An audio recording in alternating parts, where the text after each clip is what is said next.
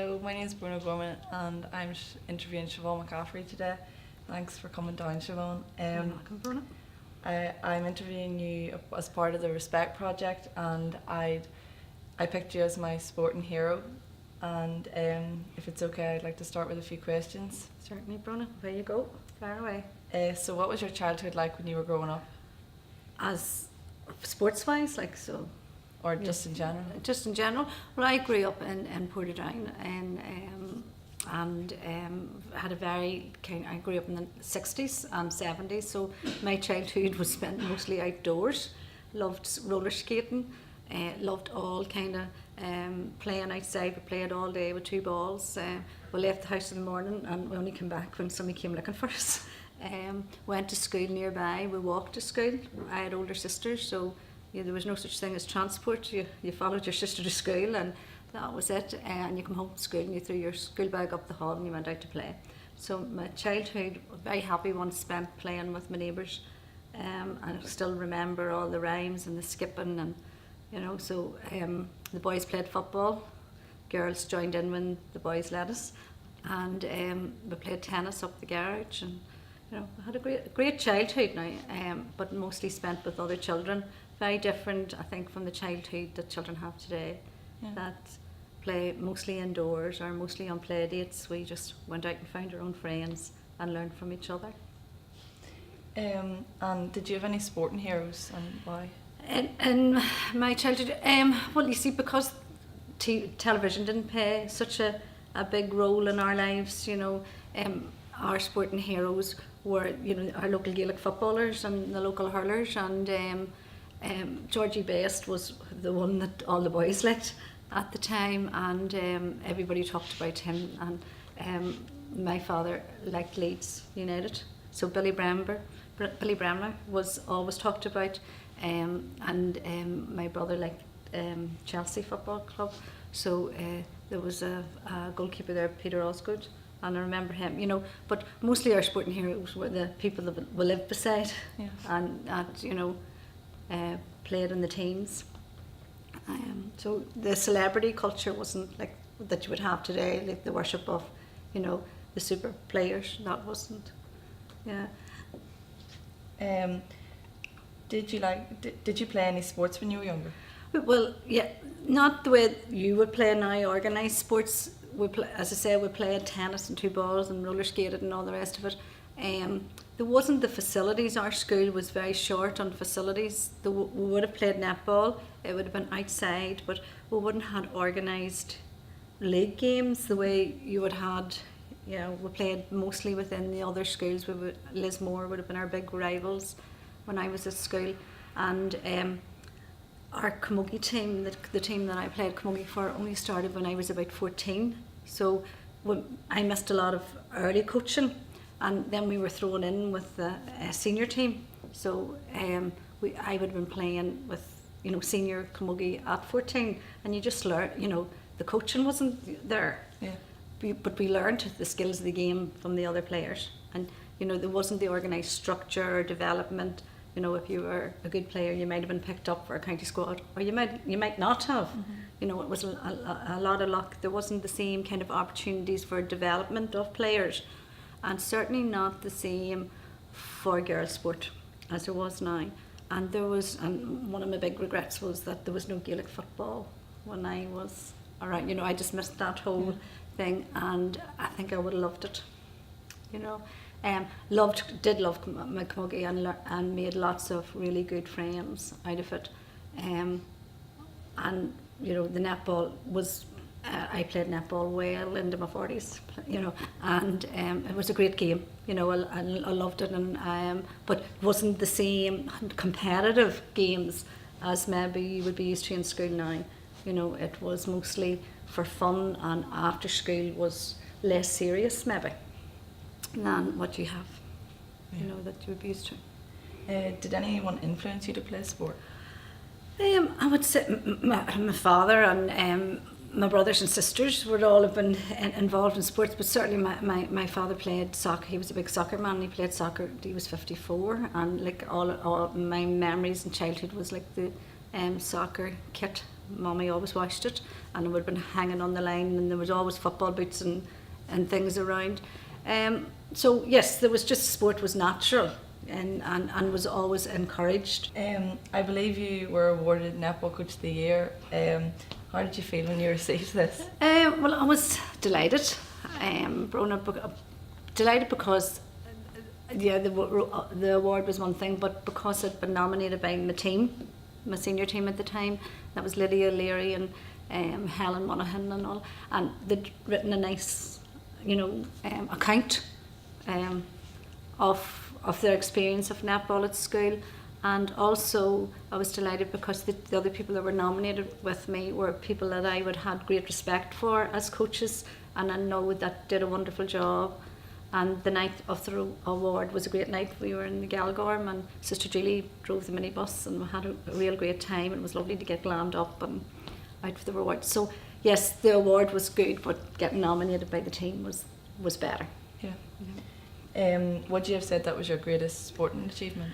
Yes, probably. Yeah, I would say. Well, not well. No, I'm going to change my mind about that. The senior team last year winning the senior league was that, because that wasn't my achievement, that was their achievement. Mm-hmm. But I've been teaching netball at that stage for 32 years, and we had never won that senior league. And we'd been come very close to it, and had teams, great teams in the past, who maybe lost a semi-final by one, or and it just, I thought it was always going to elude the school. And last year, in a great super game, we got that senior league. So I think that was, Yeah. And your under 14 camogie team winning that day. Yeah. That was a great day. That would be one of my great sporting memories, because Castlewellan had beaten you so well earlier in the season, and then to get to the championship final, and everybody in the team play so well, and everything to go so well for us, and to win a match by a point was terrific. So those two things would stand out. Do you prefer to coach or to play the sports?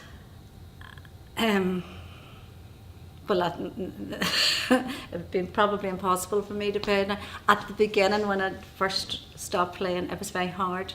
At the sideline, it was difficult because you still wanted to go on and play. So yes, it was difficult to watch.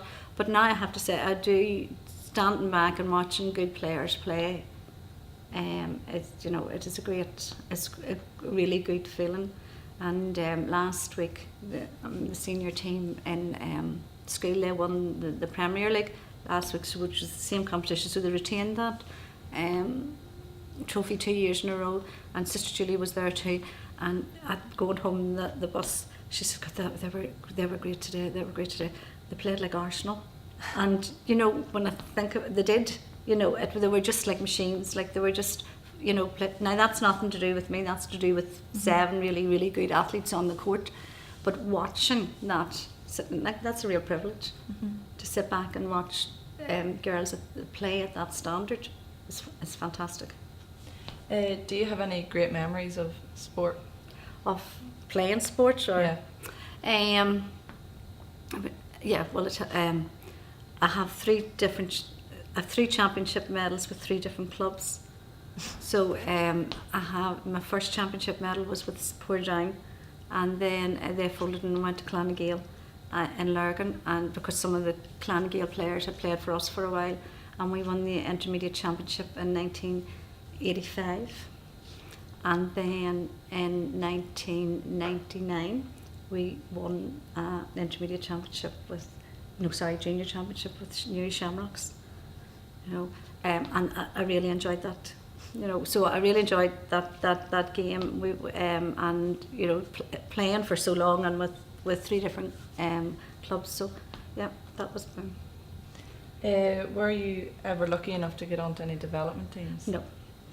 Well, there wasn't any, and that's what I'm saying. The opportunities now. Yeah. There wouldn't have been any development teams. You had your league structure.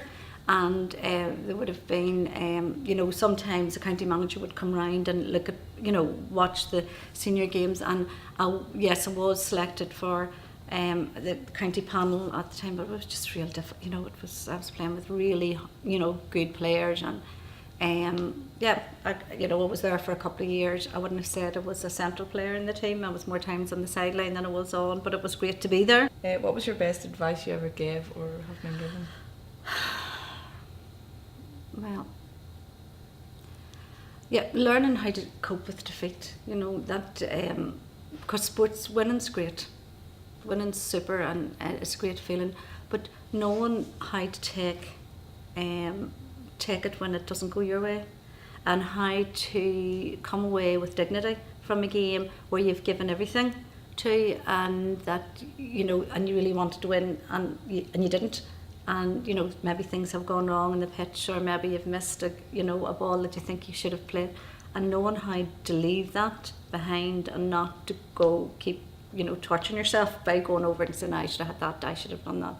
And that's the same with coaching, you know, trying to leave the match behind. It's a difficult thing. So trying to coach players into, you know, not torturing themselves when things go wrong, and knowing how to celebrate when things go right, and you know, keeping it even, you know, because at the end of the day it is only sport, you know, and we should be enjoying it, and knowing, being able to take the good days along with the not so good. I'm not going to say bad days, because when you lose it's not a bad day, it's just a not such a good day. Yeah. You know, and that is important, and knowing too for players how to cope when they retire. Yeah. You know, because even I was listening to a radio with interview the day with Dame Kelly Holmes, who said that, you know, 2 or 3 years after she retired from athletics, she really didn't know who she was. You know, so we need to be, you know, keep it all in an even keel. So take the good days and keep it all in perspective. Do you have any regrets from sport? From sport? Any regrets? Probably really regret falling out with a whole lot of people in games. But no, yes, I was probably very competitive when I was playing, you know, and I did like to win. And, you know, sometimes, you know, there would have been the odd eye on the pitch. Yeah. And, you know, so I probably would have, you know, thinking, well, you know, I would have cooled it then, you know, but that was just, you know, sometimes that's just passion, and, you know, sometimes when you're playing with other players who are not so passionate about winning, they're just, you know, they're there for the joy or the love of the sport, and you really want to win and you're pushing people up the field, you know, sometimes that, I'd maybe wind that in a wee bit if I could take some of those days back. Yeah.